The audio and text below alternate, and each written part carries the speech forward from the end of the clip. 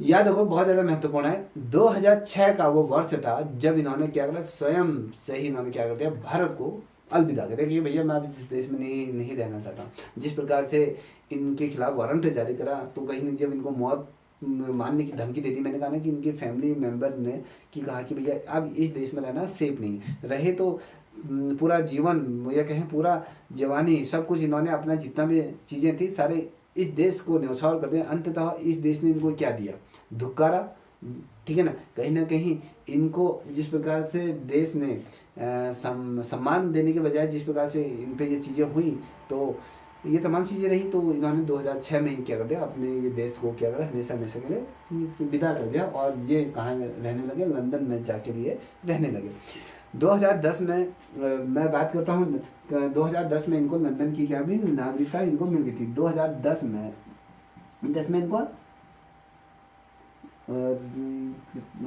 इनको नागरिकता कहाँ की मिल गई थी, अमेरिका, ये लंदन की इनको क्या मिल गई थी, उस टाइम पे नागरिकता इनको मिल गई थी। और इन्हें वहाँ पर कतर के समान इनको क्या मिली, जब कतर में ये रहे, लंदन में जब ये रहने लगे, और 2010 में इनको कतर की क्या मिली, नागरिकता मिली। और ये चीज़ें तमाम चीज़ें घटनाक्रम घटा, तो कहीं ना कहीं इन्होंने फिर कतर की जो नागरिकता इनको मिली, तो इन्होंने उसे खुशी खुशी स्वीकार कर लिया।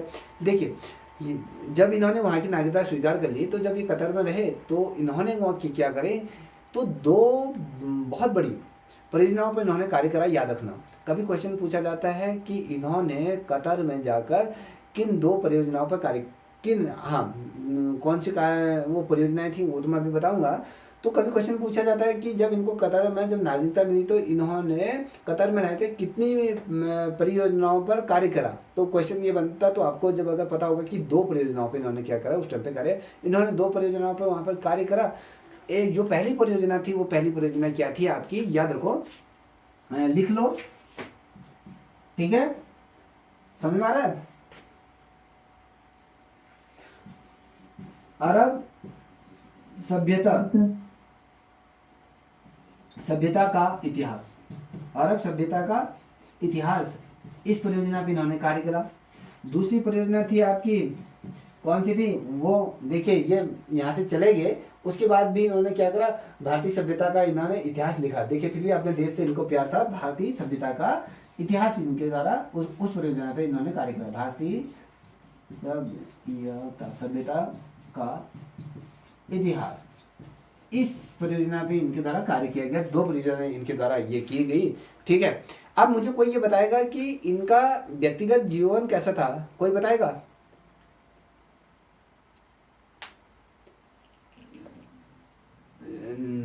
अंबर जी आप बताओ।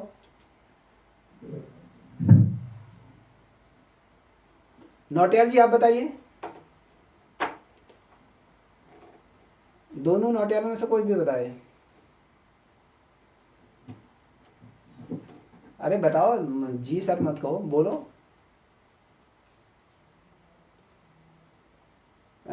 दूसरा क्वेश्चन रिपीट करो। मैं कह रहा हूं इनका व्यक्तित्व के बारे में बताइए। मुझे लगता है आप टाइप करके बताओ, मुझे नहीं पढ़ना है। चलो तुम दो के दो नहीं बोलने वाले। चलिए कोई मन्नत आप बताओ बेटा। सर ये जब अपने करियर के शुरुआत में सर इनके पास कुछ धन वगैरह नहीं था, तो इनकी जो पिक्चर्स होती थी सर उसमें दुख और उदासी जो कि ये थीम्स रहती थी, इनकी हालत मतलब इतनी ज़्यादा ख़राब थी कि इन्हें अपनी मृत माँ का चेहरा भी याद नहीं था। इसलिए जो भी मतलब पिक्चर्स बनाते थे उसमें जो औरत होती थी उसका चेहरा मतलब बनाते ही नहीं थे, कुछ अजीब ही बना देते थे चेहरे की जगह, क्योंकि इन्हें याद ही नहीं था मतलब चेहरा। और सर इनकी एक कलाकार थी महबूबा बीवी, उनके ऊपर इनका काफ़ी मतलब काफ़ी इनका कहना चाहिए इनका प्रभाव था, हिंदी में प्रभावी कहेंगे, प्रभाव था। और इनकी बेटी थी कोई फाजिला। चलो मुझे ये बताओ, ठीक है, मैं अब तुमने इनकी बेटी का जिक्र छेड़ दिया, तो मेरे को ये बताओ इनकी कुल कितनी पुत्रियां थी और कितने पुत्र थे, ये बताओ। सर ये तो नहीं पता सर। दो क्या, दो क्या थी अ, बेटी, और पुत्र कितने थे?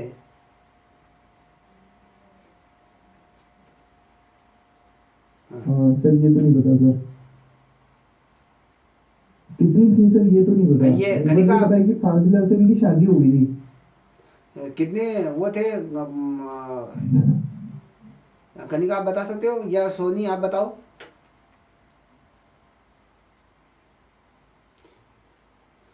रवि आप बताओ। संपत्ति का बात का नहीं सर। देखिए, सर सर थी सर बहुत सारी सर, हाँ इनकी बहुत तो सारी क्या, एक कोई कीर्ति थी, एक सर मारिया थी, रशीदा थी। कोई कितनी कितनी थी और इनकी बीवी, बहुत ढेर सारे बच्चे पैदा कर देगी, बहुत सी कितनी थी, कुछ तो होंगी। इसका मतलब ये थोड़ा है कि भैया सर खदान है, खदान से निकलते रहने निकलते बहुत ढेर सारे, कुछ लिमिटेड तो होंगे। अब मैं कहूंगा तुम कितने भाई बहन हो? तुम कहेगा एक मैं हूँ, मेरी सर दो बहनें। अनलिमिटेड है सर क्या? तुम सर इनके कहोगे उसमें अनलिमिटेड होता है ना, तो अनलिमिटेड, अनलिमिटेड ऐसा कुछ नहीं होता भाई, हमारी ये सोच है, 10 हम 12 2 डजन 3 हमारे डजन। हमारी सोच है ना कि हमने बस इनको एक नज़रिए से देखा मामलों को, तो उस नज़रिए से हमें थोड़ा सा पढ़े लिखे होने के बाद हम ऐसी बात करते हो, हमें शोभा नहीं देते। अगर आज अगर हम देखें गांव घरों में, अगर देखोगे तो इतने बच्चे हैं ना, हमारे स्कूल में जो बच्चे पढ़ते हैं तो उनके घरों में 6 6 7 8 8 9 9 बच्चे हैं। मैं कहता हूँ इतने बच्चे, ऐसा कुछ नहीं है, वो हिंदू में भी है और उनमें भी है, कुछ नहीं है ऐसा। क्यों, पहले के ज़माने में आप देखोगे, जब मैं आपके डीएम कार्यालय में था, ठीक है, स्टेट डिपार्टमेंट में जब तब था, तो वहाँ पर हमारे हम फील्ड वर्क करते सत्यापन हुआ था, सांख्यिकी कार्यक्रम के अंदर हमने क्या गणनाएं करनी थी। जब हमने गणनाएं करी तो उसमें हमने देखा, तो मुझे याद है धौला देवी ब्लॉक का, वहाँ पर एक राशन कार्ड मेरे पास आया, मैं उसका भौतिक सत्यापन कर रहा था, तो वहाँ पर देखा तो एक आदमी था, एक आदमी के 15 लड़कियां थी, 15 16वें नंबर पर लड़का पैदा हुआ। तो इतने बच्चे थे उनके, ऐसे बहुत ढेर सारे उदाहरण है हमारे वहाँ। तो ऐसा नहीं है, अब थोड़ा सा अवेयरनेस आ गई है थोड़ा, ठीक है, अब ये चीज़ें हमारे उसमें भी हैं, वो भी हैं, थोड़ा सा हमें खुला दिमाग रखना पड़ेगा, हमको इस प्रकार से चीज़ें नहीं करनी चाहिए। देखिए इनकी जो थी, इनकी पहले तो ये पता होना चाहिए कि हुसैन जी की, हुसैन जी का जो, अगर मैं कहूँ व्यक्तिगत जीवन के अगर हम बारे में बात करें, तो इनका जो विवाह हुआ, कभी क्वेश्चन बनता है कि इनका विवाह कब हुआ, तो इनका विवाह हुआ था 1941 में, इनका क्या होता है, विवाह हुआ था 1941 में। इनके विवाह हुआ था, किसके साथ हुआ था, क्वेश्चन पूछा, फाजिला करके इनकी बीवी का नाम था, फाजिला के साथ इनका विवाह हुआ। और विवाह के बाद इनके क्या हुए, तीन पुत्र हुए, ठीक है, याद रखना, तीन क्या थे, इनके पुत्र थे, ठीक है। अभी उन्होंने नौटियाल जी ने बताया कि इनकी 2 पुत्रियां थी, तो इनकी 2 पुत्री थी, याद रखना, ठीक है। अब ये याद होना चाहिए, ठीक है, इनकी 2 पुत्री हैं और 3 पुत्र इनके ये थे। अगर हम देखें, जिस प्रकार से हमने कहा कि जिस प्रकार से इन्होंने अपने जीवन का अंतिम क्षण जिस प्रकार से कतर में रहकर तमाम चीज़ें गुजारी, और इनकी जब मृत्यु की हम बात करते हैं, तो मृत्यु इनकी कहाँ हुई थी और किस अस्पताल में हुई थी और किस स्थान पर हुई थी, बताइए। सर लंदन में हुई थी, फेफड़ों का कैंसर हो गया था सर इनको। हाँ, इनको क्या होता है, फेफड़े में कैंसर, तो बात ही बात है भैया। इनकी जो मृत्यु हुई थी लंदन में 2011 में हुई थी, याद रखना। इनको जो रॉयल बोस्टन करके अभी इन्होंने लिखा था, बोस्टन हॉस्पिटल था, उस हॉस्पिटल में इनके दिल का दौरा पड़ा था, तो इनके दिल के दौरा पड़ने से इनकी क्या हुई थी, उस पे मृत्यु होगी। दिल का दौरा आया था, मैंने पूर्व में भी आपको थोड़ा सा इसका हिंट दिया था, तो ठीक है। और ये क्योंकि जब दिल का दौरा आया, तो ये बहुत, जैसे आप कह रहे हैं कि इनको जो तमाम चीज़ें होंगी, प्रॉब्लम होंगी, तो कहीं ना कहीं इनको लंबे टाइम से ये क्या थे, कई महीनों से बीमार चल रहे थे। तो अंततः 10 जून या 9 जून है, 10 जून के आसपास इनकी क्या हुई थी, मृत्यु हो गई थी 2011 को, लंदन के बुक्ड वर्ड सेमेंट करके में जो था, इनको दफनाया गया था। कभी क्वेश्चन पूछा गया था कि इन्होंने रॉयल बोस्टन हॉस्पिटल का इन्होंने जिक्र करा था अभी नौटियाल जी ने, तो उस हॉस्पिटल में इनकी मृत्यु हुई। कभी क्वेश्चन बनता है कि इन्हें दफनाया कब गया, 9 जून को इनको मृत्यु हुई और 10 जून को इनको दफनाया गया। अब कभी क्वेश्चन पूछा जाता है इनको किस स्थान पे दफनाया गया, तो लंदन में ही इनको दफनाया गया था। कौन सा स्थान था वो,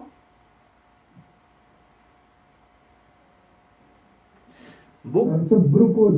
हाँ, ब्रुकवुड सीमेंट कब्रिस्तान। सीमेंट करके वो है जगह, उस कब्रिस्तान में इनको किया गया था, वहां पर इनको दफनाया गया था। याद रखना, बहुत ज्यादा महत्वपूर्ण है, तो ये याद रखना। देखिए यहीं से आपके 2-4 क्वेश्चन यहाँ पर बन जाएंगे। अब जैसे अभी हमने ये क्या बोलते हैं, इन्होंने अभी ये कनिका ने इनके पुरस्कारों के बारे में अभी ये कहा था, तो हमने अभी आपको बताया था कि भैया भारत सरकार द्वारा इनको समय समय पर क्या करे, कुछ सम्मान से भी नवाजा गया। 1955 की अगर हम बात करते तो इनको पद्मश्री से नवाजा गया भारत सरकार ने। भारत सरकार ने उसी 1973 में ने पद्म विभूषण सम्मान से भी सम्मानित किया गया। ये जो सम्मान थे भारत सरकार द्वारा, इन्होंने 1971 में पद्म विभूषण से सम्मानित किया।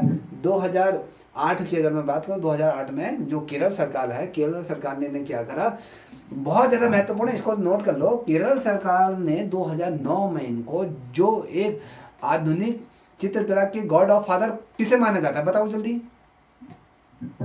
राजा रवि वर्मा। हाँ बिल्कुल सही है। तो केरल सरकार ने इन्हें राजा रवि वर्मा के नाम से, जो इनको प्रतिष्ठित जो पुरस्कार वहां पर चलता है, तो उनके नाम पर इनको क्या वहां पर सम्मानित किया गया था, याद रखना। ठीक है, समझ में आ रहा है। तो कभी क्वेश्चन पूछा जाता है कि जो दुनिया की अगर मैं बात करूं, सबसे जो 500 दुनिया के, अगर मैं कहूँ सबसे 500 जो प्रभावित मुसलमानों की जो सूची होती ना, मुसलमानों की जो सूची थी, उनमें भी इनको क्या कहते हैं, सम्मिलित कर दिया गया था। याद रखना, जॉर्डन की जो राजधानी थी अमन स्थित में, रॉयल इस्लाम के अंतर्गत जो सेंटर था, तो वहां पर इन्होंने दुनिया के 500 जो प्रभावशाली जितने भी अलग अलग कंट्री में, दुनिया भर में जो बहुत ज़्यादा बड़ी हस्ती, अगर मैं कहूँ जैसे कुवैत के प्रिंस हैं या अलग अलग है, तो कहीं ना कहीं उनकी श्रेणी में 500 प्रभावशाली जिनका प्रभाव रहता है, तो उनकी श्रेणी में क्या रख दिया, इनको भी रख दिया। जैसे अगर हम कहें आज हिंदुस्तान में अगर देखें तो मुसलमानों की अगर हम बात करें पूरे वर्ल्ड में, कुछ जो अपना वो रखते हैं, रुतबा रखते हैं, तो शाहरुख खान भी अगर हम देखें तो वो 4-5वें नंबर में आते हैं। तो कहीं ना कहीं शाहरुख खान में भी वो दम रखता है, तो इंडिया का जो प्रतिनिधित्व करते हैं प्रभावशाली लोगों में उनका दबदबा है, तो कहीं ना कहीं ये लेके चलिए। तो इसी प्रकार से इनको था। और इनके जीवन कर्म में क्या, अगर मैं बात करूँ कि इनके जीवन में जिस प्रकार से घटनाक्रम घटेया, उन घटनाक्रमों में भी क्या हुआ इनको, जैसे 1915 की अगर मैं बात करूँ, इनके 1500 में क्या होता है, ब्रिटिश इंडिया के जो मैंने कहा ना, ये पंढरपुर में ये इनका जन्म हुआ। ब्रिटिश इंडिया, कभी भारत मत आना, कभी क्या लिखा गया भारत आएगा वहाँ पे ब्रिटिश इंडिया लिखाएगा, तो आप हो गया भारत में जन्म हुआ था, कभी वो गलत। तो आपको पता होना चाहिए 1915 में ब्रिटिश इंडिया के पंढरपुर में इनका क्या हुआ, जन्म हुआ। 1935 में मुंबई के जो ये प्रसिद्ध जो कॉलेज था, जे स्कूल ऑफ आर्ट में इन्होंने क्या लिया, उस टाइम पे वहाँ पर इन्होंने दाखिला लिया। और 1941 में 11 मार्च को इनको, अगर मैंने जैसे अभी आप बताया कि जो 1941 में इनकी जो शादी हुई थी, फातिमा से इनका क्या होता है, विवाह होता है, किस तिथि को हुआ था, 11 मार्च 1941 में हुआ। और कभी क्वेश्चन पूछा जाता है कि इनकी जो पहली प्रदर्शनी जो लगी थी वो कब लगी थी, 1947 में इनकी पहली प्रदर्शनी लगी थी। सुनहरा संसार का ये प्रदर्शनी लगी थी, ये मुंबई आर्ट सोसाइटी में इनकी ये प्रदर्शनी लगी थी। सुनहरा संसार की पहली प्रदर्शनी ये लगी थी इनकी, याद रखना। कहाँ लगी थी, मुंबई आर्ट सोसाइटी में इनकी लगी थी। और 1947 की अगर बात करूं तो ये 1947 में मैंने आपको बताया the progressive artist group of Mumbai के क्या रहे, ये उस टाइम पे सचिव फिर बने, उन्हें स्थापना की। उसके बाद क्या हुई, 1949 की अगर बात करूं तो इसी आर्टिस्ट ग्रुप में ये क्या हुए, सचिव के पद पर भी इन्होंने क्या करा, कार्य करा। और 1952 को मैंने बताया था कि यहाँ ज्यूरी में इन्होंने क्या लगी थी, प्रदर्शनी, इनकी पहली प्रदर्शनी ये लगी थी, एकल प्रदर्शनी जो कहते हैं हम, ठीक है, एकल कला प्रदर्शनी के रूप में, या कहें इनके जो चलचित्र कलाकृतियों से संबंधित जो प्रदर्शनी लगी, 1952 में इनकी पहली प्रदर्शनी या कहें एकल प्रदर्शनी ये लगी। ये कहाँ लगी, यहाँ पर मैंने लिख दिया है आपके, ज्यूरिन में इनकी पहली प्रदर्शनी लगी अमेरिका के अंदर, तो याद रखना। और साथ ही आपको बताऊं, इनके जिस प्रकार से मैंने कहा गोल्डन बियर शॉर्ट फिल्म के लिए इनको पुरस्कार ये मिला, ठीक है, बर्लिन नेशनल इंटरनेशनल फेस्टिवल था, तो वहाँ पर इनको गोल्डन बियर शॉर्ट फिल्म पुरस्कार को भी यहाँ पे मिला। युद्ध आइजक पेंटर करके था, इनकी पहली जो फिल्म थी 1967 में, इनकी जो पहली फिल्म थी युद्ध आइज ऑफ ए पेंटर की मैंने जो बात करी थी, जो बर्लिन नेशनल इंटरनेशनल जो फेस्टिवल हो रहा था, फिल्म फेस्टिवल था, तो उस फेस्टिवल में इनको क्या गया था, वहाँ पर गोल्डन बियर शॉर्ट फिल्म के लिए इनको क्या गया था, वहाँ पर इनको सम्मान यहाँ पर ये दिया था, याद रखिएगा। और आपको बता दूँ साओ पाब्लो या पिकासो के साथ इनकी कब भेंट हुई, तो मैंने आपको बताया था कि भैया 1971 में इनकी क्या हुआ, वहाँ पर इनके भेंट हुई थी। कभी क्वेश्चन पूछा जाता है क्या राजा रबीब बनी क्या है क्या कभी एम.एफ. हुसैन को राज्यसभा के लिए नामित किया गया था, हाँ या ना? जल्दी बताओ। हाँ। बिल्कुल सही है, 1986 की बात है, ठीक है। 1986 में इनको क्या किया था, राज्यसभा के सदस्य के रूप में क्या किया था, वहां पर नॉमिनेट किया गया था। और 1971 में मैंने आपको बता दिया कि पद्म विभूषण पुरस्कार से भी इनको सम्मानित किया गया, तो ठीक है। और जब इनको राज्यसभा के लिए भेजा गया, ठीक है, 86 में भेजा गया, फिर 1996 में क्या हुआ, तो इनके जो कांड रहे, जो हिंदू देवी देवताओं पे इन्होंने 1996 में जिस प्रकार से इन्होंने देवी देवताओं का नंग चित्र बनाया, तो लोगों की कहीं ना कहीं आहट ठेस पहुंची, इन पे आरोप लगाया गया। और 2000 के आसपास जो इनकी एक फिल्म थी गजगावनी, ये फिल्म भी यहाँ पर रिलीज हुई, उसमें भी इनकी जो जिस प्रकार से इन्होंने बनाए थे उसका दंश गजगामिनी की जो मूवी बनी थी, जिसे माधुरी दीक्षित को लेकर इन्होंने बनाई थी, तो उसमें भी कहीं ना कहीं गाज गिरी। और मीनाक्षी की हम बात करें, जिसे टेलर ऑफ द सीरीज की हमने बात करें, तो उसका प्रदर्शन भी इनका हुआ। ये प्रदर्शन किसने किया, मुस्लिमों ने किया। 2006 में आपको मैं बता दूं, 2006 में बहुत बड़ा आरोप लगाया गया था। वो 2006 में जो आरोप था वो देवी देवताओं से संबंधित नहीं था। इन्होंने भारत माता का जो अर्धनग्न चित्रांकन बनाया गया, देखना उसमें पेंटिंग को देखना, आपको ऐसे करके भारत का नक्शा है, ऊपर से एक महिला को इस प्रकार से जंजीर से ऐसे करके बांध के रखा, तो उस प्रकार वो चित्र बनाया गया, उसमें पूरा अर्धनग्न तरीके से उनको बना रखा। तो कहीं ना कहीं भारत की जो, जैसे अभी कनिका ने कहा कि जिस प्रकार से महिलाओं पर अत्याचार हो रहा है, उसको लेकर उन्होंने बनाया था, तो ये था। 2006 में इन्होंने स्वयं ही भारत छोड़ दिया। और 2008 में मैंने कहा कि इनकी एक पेंटिंग बिकी थी, ये भारत के सबसे बड़े चित्रकार के रूप में उभरे। तो वो कभी इनकी जो पेंटिंग बिकी थी पहली, तो वो इनकी कितने लाख में बिकी थी, 16 लाख अमेरिकी डॉलर में ये बिकी थी। और 2008 में केरल सरकार ने इन्हें क्या दिया था, राजा रवि वर्मा पुरस्कार से सम्मानित किया गया। कभी क्वेश्चन बनेगा कि भैया कतर ने इनको किस वर्ष से नागरिकता दी थी, तो वो दी थी आपकी 2010 में। और दिल का दौरा जब पड़ा तब इनकी मृत्यु हो गई थी। आपको बता दूं, इनकी बहुत प्रसिद्ध क्या बोलते हैं पेंटिंग है, आपको याद होगी इनकी घोड़े की पेंटिंग, याद है आपको? सर की मैं खुद बना करके भेजता हूँ और फिर मैं बनाता हूँ। हाँ, तो वो पेंटिंग इनकी बहुत ज्यादा प्रसिद्ध रही। आप एक चीज बताइए ना, ये हुसैन की जो शैली थी, वो शैली क्या थी, किस प्रकार से ये रहे? देखिए, अगर मैं हुसैन की शैली की अगर मैं आपके सामने बात करूं, तो ये धीरे धीरे तरीके से क्या करते थे, अपने एक अलग तरीके से शैली का इन्होंने क्या विकास किया। जैसे मैंने आपको कहा ना, रविंद्रनाथ टैगोर ने बंगाल शैली से भी उनको कहीं ना कहीं प्रभाव तो था, मगर कहीं ना कहीं प्रेरित हुए। उन्होंने क्या करा, न बंगाल शैली का, न काली घाट के चित्रों से, मतलब कहीं पर भी जय अजंता से भी वो प्रेरित रहे, तो किसी भी चित्र का इन्होंने क्या करा, किसी भी शैली को इन्होंने अडॉप्ट नहीं करा। तो इन्होंने जो इनके अंतर मन में जो भाव आते थे स्वतंत्र रूप में, वही चित्रों के भाव में इन्होंने क्या करा, प्रस्तुत किया। तो उसी प्रकार से एम.एफ. हुसैन की अगर हम बात करें, तो इनकी भी एक अलग शैली इन्होंने क्या करी, विकसित कर ली। और अगर मैं बात करूं, उस शैली को किस नाम से जाना गया, जो इन्होंने एक अलग शैली विकसित करी थी, उस शैली को क्या नाम दिया गया था? कनिका जानती है बेटा? बिल्कुल सही, हुसैन शैली के रूप में ये प्रसिद्ध हुए। और आपको एक चीज बता दूं, अगर बेसिकली अगर इनके पेंटिंगों में देखें, जिस रंग का प्रयोग हुआ है, या कहें किन रंगों का प्रयोग हुआ है इनके चित्रों में, बेसिकली ब्राइट कलर्स। हाँ, बहुत ही ब्राइट कलर का, ये कहें जैसे हम मटमटाला कलर कह सकते हैं, तो वो रंगों का प्रयोग है। बेसिकली इनके चित्रों का जो चित्रांकन का जो वो सब्जेक्ट रहा, वो हमेशा नारी रही, नारी का चित्रांकन इनके द्वारा किया गया। और जैसे अभी कनिका ने, इससे पूर्व अगर आपको याद होगा, तो कनिका ने एक शब्द कहा था कि भैया ये मोटी रेखाओं से क्या करते थे, आकृति को बनाते थे। तो पिकासो के समकक्ष जिस प्रकार से आकृति बनाते थे, तो उस प्रकार से बनाते। तो कहीं ना कहीं इन्होंने क्या करा, जैसे जीवन की जो घटनाक्रम होता था। हाँ बोलिए, बोलिए।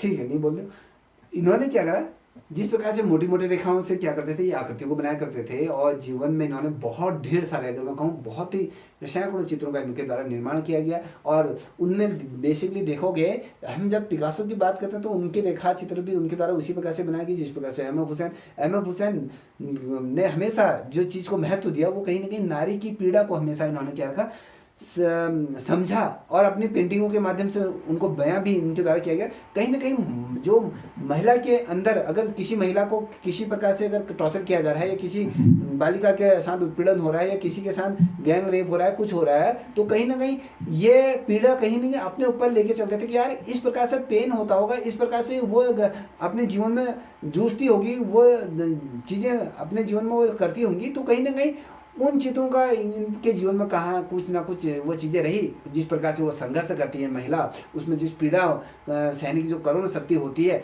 तो कहीं ना कहीं उन्होंने बेसिकली अगर देखा जाए तो भारतीय नारी को अपना चित्रों में प्रमुखता स्थान दिया। और देख इन्होंने इसी कारण से क्या करा था, भारतीय नारियों का जितना भी कहें अर्धनग्न चित्रांकन इनके द्वारा किया गया, बेसिकली जो उद्देश्य रहा इनका, तो जिस प्रकार से उद्देश्य था कि भारत में जिस प्रकार से विसंगतियां फैल रही हैं, जिस प्रकार से चीजें देखी जा रही हैं, तो इन्होंने उस नजरिए से, चाहे वो देवी देवताएं हों या किसी को भी क्या करा, कहीं ना कहीं अपने जो इनके अंदर का जो भाव चला था, जिस प्रकार से करुणा का जो भाव चला था, जो महिलाओं की परिस्थितियों को देखिए जो चला था, जो आस्वाद चला था, वो चीजें इन्होंने अपने क्या करा पेंटिंगों में दर्शाई। याद रखिएगा, कभी क्वेश्चन पूछा जाता है कि जो ये अहमद हुसैन है वो किस प्रकार के चित्रकार हैं, ये प्रतीकवाद के चित्रकार के रूप में ये जाने जाते हैं, प्रतीकवाद के चित्रकार के रूप में जाने थे, क्योंकि इन्होंने क्या करा, मानव के जो मानवीय चित्रांकन को इन्होंने दर्शाने में बहुत ज़्यादा अपना योगदान दिया। ये कहीं ना कहीं उनसे इन्होंने प्रेरणा ली, या कहीं ना कहीं ये जो मानव के जो चित्र होते हैं या विसंगतियों के जो चित्र होते हैं, कहीं ना कहीं उनसे ये प्रेरित रहे, और इन चित्रों के लिए इन्होंने सहारा लिया। जब सहारा लिया, बहुत से अगर हम कहें ऐसे बहुत समीक्षक रहे, कला समीक्षक रहे, जो अगर मैं कहूँ जो जमीन से जुड़े हैं, या कहें जो बुनियादी तौर पर अगर बात करें तो प्रतीकवाद का चित्रकार के रूप में इनको बताया जाता है। बहुत से चित्रकार क्या मानते हैं, अहमद हुसैन जो हैं आपके, ये क्या है, प्रतीकवाद के चित्रकार के रूप में। प्रतीक क्या है, आपने अभी एक चीज बताओ, मैं कह रहा हूँ कि प्रतीकवाद के रूप में इनको जाना जाता है, तो कैसे, तो ये इसलिए क्योंकि ये जो चीज़ें बुनियादी तौर पे जो चीज़ें उठनी चाहिए, उन चीज़ों को ये क्या करते थे, अपने चित्रों के माध्यम से उठाया करते थे, उन चीज़ों पे ये व्यक्त करके, तो कहीं ना कहीं प्रकृतिवादी, ये प्रतीकवाद के किसी चीज़ का प्रतीक ये उस चीज़ को बनाते थे, तो कहीं ना कहीं प्रतीकवादी चित्रकार के रूप में इनको बताया जाता है। जितने भी इनके द्वारा, एक चीज आपको बता दो, अभी कहा कि हमने कहा कि इनके द्वारा घोड़े के चित्र बनाए गए थे, उसमें मानवीय आकृतियों को भी कहीं ना कहीं इन्होंने, घोड़े के जो चित्र थे उसमें अगर आप घोड़े के चित्र का पेंटिंग देखोगे, कहीं ना कहीं उसमें मानव आकृतियों को भी कहीं ना कहीं इन्होंने क्या करा, विसंगति तरीके से उसको दर्शाने की कोशिश की गई है। समाज में जितनी भी बुराइयां थी, या कहें सामाजिक परिदृश्य में जिस प्रकार से दिखाने का इनका क्या था, अलग ही नजरिया था। ठीक है, मैं कह रहा हूँ कि कहीं पर कोई जैसे हाथरस वाली घटना घटित हो जाए, तो अंकिता भंडारी वाला केस की अगर मैं बात करूँ, अगर वो चीजें हो रही, तुम लोग कैंडल जला के चल रहे हो, तुम न्याय की याद वो कह रहे हो, तुम धरना प्रदर्शन करो, ठीक है, तुम्हारा सोचने का तरीका क्या था, तुमने कहा कि भैया मैं कैंडल मार्च लेके, या मैं एक जगह पे हम हल्ला गुल्ला करेंगे, तख्तियां उठा के हम सड़क पर क्या करेंगे, प्रदर्शन करेंगे, न्याय दो न्याय दो न्याय दो, ये तरीका तुम्हारा है। ठीक है, अब इनका तरीका अपने चित्रों के माध्यम से व्यक्त करना है। एक चित्रकार तो यही कर सकता है ना, जिस प्रकार से वो चीजें घट रही हैं, जो विसंगतियां समाज में फैल रही हैं, उनको दर्शाने का एक अलग सा तरीका, या कहें एक अलग सा इनका प्रतीक जैसा था, कि जिस प्रकार से इन्होंने, अगर हम बात करें जैसे वृषभ हो गया, सांप हो गया, नारी की जंघा पर बैठा हुआ चीजों को दर्शाया गया, गिद्ध का एक चित्र बनाया था, काला चांद का चित्र बनाया था, घोड़ा दौड़ते हुए घोड़े को दर्शाए थे। देखिए इनके घोड़े दौड़ते हुए घोड़ा का जो पेंटिंग वो भी बहुत महंगी बिकी थी, और जमीन पर लुढ़कता हुआ बादामी सूरज के रूप में इन्होंने क्या, बहुत चीजें इन्होंने क्या करा, वो चीज को दिखा। कभी क्वेश्चन बनता कौन कौन से प्रतीक के रूप में इन्होंने अपने चित्रों को अपनाया। देखो प्रतीक के रूप में क्या क्या चीजें अपनाई, याद रखना।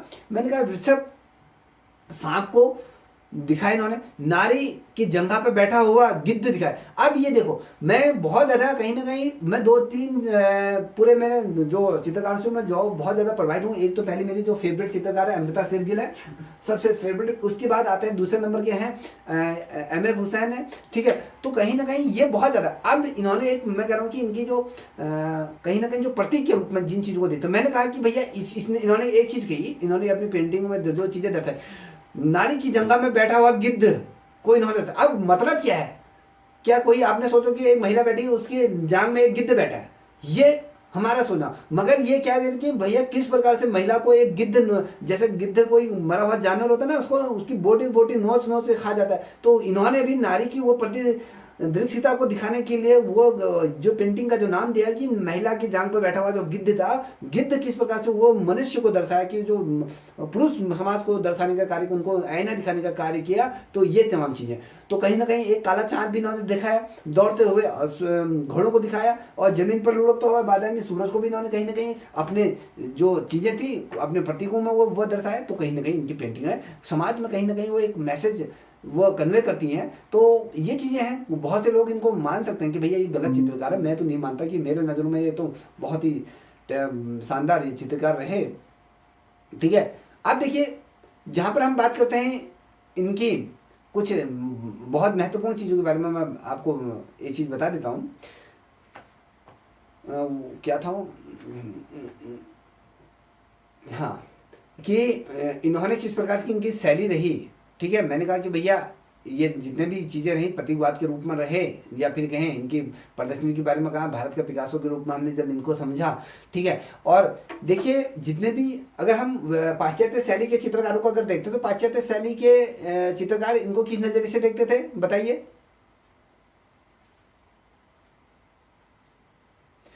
कनिका, सर ये तो पता नहीं मुझे। ठीक है, आपको बता देता हूँ। देखिए पाश्चात्य शैली के जितने भी चित्रकार थे, इनकी कुछ ऐसी पेंटिंगें थी जो लोग इनको क्या कहते थे कि भैया ये व्यक्ति घनवाद से कहीं ना कहीं प्रेरित है, घनवाद से संबंधित है।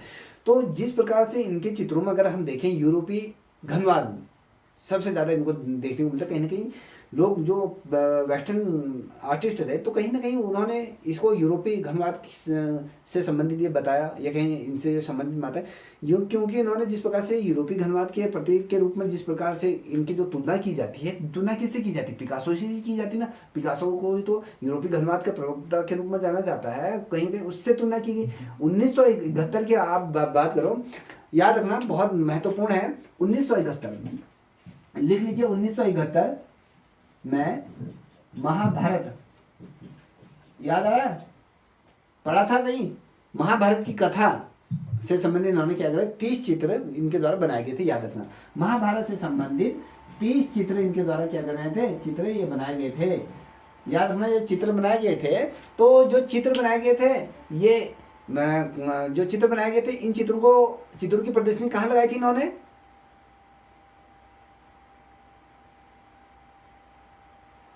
बताइए। और कोई लैपटॉप होना चाह रहा है, अभी भी लैपटॉप हो जाओ, नोटियाल जी आप भी हो जाओ, जिसे लैपटॉप होना है। बताओ कनिका। याद नहीं आ रहा है अभी। क्योंकि ऐसा होता है ना, मैं भी कुछ बोलूंगा तो ये रिकॉर्ड हो जाएगा उसमें। ठीक है, मैं भी उसके लास्ट में बोलूंगा शब्द।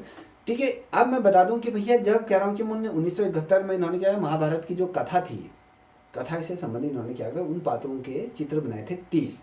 और ये जो 30 चित्र बनाए थे, इस 30 चित्रों को इन्होंने कहाँ प्रदर्शित किया था, आपके जो क्या बोलते हैं, ये ब्राजील में एक प्रदर्शनी लगी थी, उन्होंने वहां पर ये चित्रों की प्रदर्शनी लगाई थी। आप बहुत ही एक चीज, बहुत महत्वपूर्ण चीज बता रहा हूँ, जब इन्होंने ब्राजील में साओ पाउलो बियानले, सर ये थी सर वो प्रदर्शनी का नाम। सुनो मैं आपको बता रहा हूँ। ठीक है, जो साओ पाउलो कह रहे हैं, ये थे, इनको नाम से पुकारा जाता है, याद रखो। जब इनको मैं कह रहा हूँ कि 1971 में इनके द्वारा महाभारत के जो चित्रों पर 30 चित्र इनके बनाए गए थे, तो इन्होंने जो वो उनकी प्रदर्शनी लगी थी, वो ब्राजील में चित्र प्रदर्शनी लगी थी, वहां पर इन्होंने लगाए थे। और देखिए संयोग क्या रहा, जो यहाँ पे जो चित्रों की जो प्रदर्शनी लगाई थी, ये प्रदर्शनी आपकी वहाँ पर पिकासो के साथ, इनकी जो चित्र प्रदर्शनी थी पिकासो के साथ वहाँ पे चित्र प्रदर्शनी में लगाए गए थे इनके चित्रों को। अब लगा लो कि भैया विश्व का वो उतना बड़ा महान चित्रकार के साथ किसी की पेंटिंग की प्रदर्शनी लगाई जा रही। मान लीजिए 2 पल के लिए आप कोई पेंटिंग बनाते हैं, आप राजा रवि वर्मा ने कहीं पर पेंटिंग कि एग्जीबिशन लगा कि वहाँ पर आपकी पेंटिंगों को भी 30 या 5-6 पेंटिंगों का प्रदर्शनी आपको उसी गैलरी में आपको भी लगाने का सौभाग्य मिलता है, तो आप कितने बड़े चित्रकार माने जाओगे, समझ रहे हो। जब इनके चित्रों की प्रदर्शनी, अब इनको क्यों कहा गया था, आपको ये भी तो पता होना चाहिए कि इनको भारत का पिकासो क्यों कहा गया। कनिका समझ में आ रहा है बेटा। Yes sir. अब इनको याद रखो कि भारत का पिकासो क्यों कहा गया। ये भारत का पिकासो इसलिए कहा था जब इन्होंने भारत के महाभारत के 30 चित्रों का जब इनके द्वारा चित्रांकन किया गया। चित्रांकन करने के बाद 30 चित्र आपके ब्राजील में जब प्रदर्शनी हो रही थी, वहां पर किसकी प्रदर्शनी हो रही थी, पाब्लो पिकासो की क्या करती वहां पर प्रदर्शनी लगाई गई थी। तो यहाँ पर इनको भी मौका मिला इनके साथ पेंटिंग शेयर करने का, कहीं 30 चित्र इनके उस जगह पे लगा गया, तो इसीलिए इनको पिकासो के समकक्ष रखा जाता है। भारत का पिकासो इसलिए कहा जाता है इनको, और क्योंकि इनकी जो आर्ट फॉर्म थी कहीं ना कहीं पिकासो से मिलती जुलती थी। और आपको बता दो, एक प्रसिद्ध नाटककार रहे हैं, रंगकर्मी रहे हैं, सफर दर करके रहा, सफर दर हाशमी करके एक कोई रहे थे, नाटककार रहे थे। ये नाटककार जो थे तो कहीं ना कहीं इस नाटककार से भी एम एफ हुसैन बहुत ज्यादा प्रभावित रहे। कभी क्वेश्चन पूछा ऐसा कौन सा नाटककार था जिससे एम एफ हुसैन सबसे ज्यादा प्रभावित रहे, तो वो सफर दर हाशमी करके उनका नाम था, उससे बहुत ज्यादा प्रभावित रहे। और कहीं ना कहीं इन्होंने उनके साथ मिलकर इन्होंने बहुत ऐसी ट्रस्ट चलाए जहाँ पर लोगों की इन्होंने सहयोग मदद करी, सामाजिक कार्य करे इनके द्वारा। और कहते हैं उस टाइम पे राम मनोहर लोहिया, आपको पता होगा लोहिया कौन थे, अगर पॉलिटिकल साइंस पढ़ते हो कि जिसमें अभी मान लीजिए 50 नंबर को क्वेश्चन तुम्हारे सब्जेक्ट में आता है, तो राम मनोहर लोहिया पॉलिटिकल साइंस में आएगा, तो उनकी चीज़ों भी पढ़ोगे। अगर आप सीडी पे पढ़ोगे तो वहाँ पर भी राम मनोहर लोहिया का जिक्र होता है। तो इनसे भी ये क्या थे, बहुत ज़्यादा ये प्रभावित रहे थे। ठीक है, इतना समझ में आ गया। और कभी क्वेश्चन क्या पूछा जाता है कि एम एफ हुसैन की सबसे अच्छी पेंटिंग कौन सी मानी जाती है, सबसे अच्छी पेंटिंग कौन सी मानी जाती है। सर हॉर्सेस, जमीन। बिल्कुल सही बात, जमीन। वो इनके द्वारा एक पेंटिंग बनाई गई थी, वो जमीन पेंटिंग थी। जमीन पेंटिंग इनके द्वारा सबसे अच्छी ये इनके द्वारा तैयार की गई थी। और कभी क्वेश्चन पूछा जाता है कि सबसे ज्यादा विवादित पेंटिंग कौन सी रही इनकी। भारत माता। कनिका बताओ बेटा। माता और सरस्वती। भारत माता और सरस्वती। आपको बताओ सबसे ज्यादा जो विवादित पेंटिंग रही वो सरस्वती रही थी, याद रखना। उसके बाद भी भारत माता ये रही थी।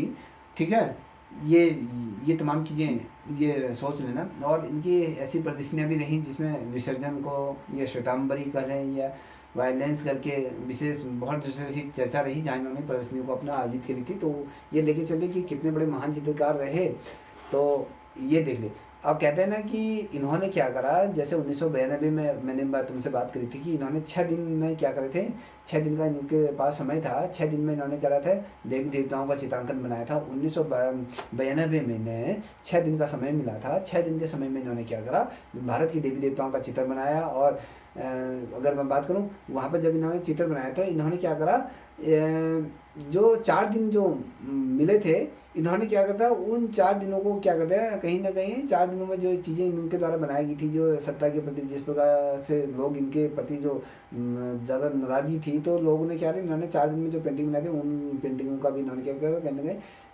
कुछ पेंटिंगें इन्होंने नष्ट कर दी थी, वहाँ पर फाड़ दी थी। और या कहीं तो यही विसर्जन का मतलब होता है कि इन्होंने जब 1992 में जब इनको 6 दिन का जो समय मिला था, इन्होंने जिस समय भारतीय चित्रकला के अंतर्गत जैसे देवी देवताओं का चित्र बना, तो 4 दिन में इन्होंने जितनी पेंटिंग उनको फाड़ दिया। और कहीं ना कहीं इनके अंदर कुछ भाव ऐसा आए होंगे, तो वो जो चीज़ें थी, जो पेंटिंग बची थी, तो वो तमाम चीज़ें उस समय का दृश्य को क्या कहते हैं, विसर्जन कहा जाता है। याद रखने में, याद रखिएगा, ये तमाम चीज़ें थी।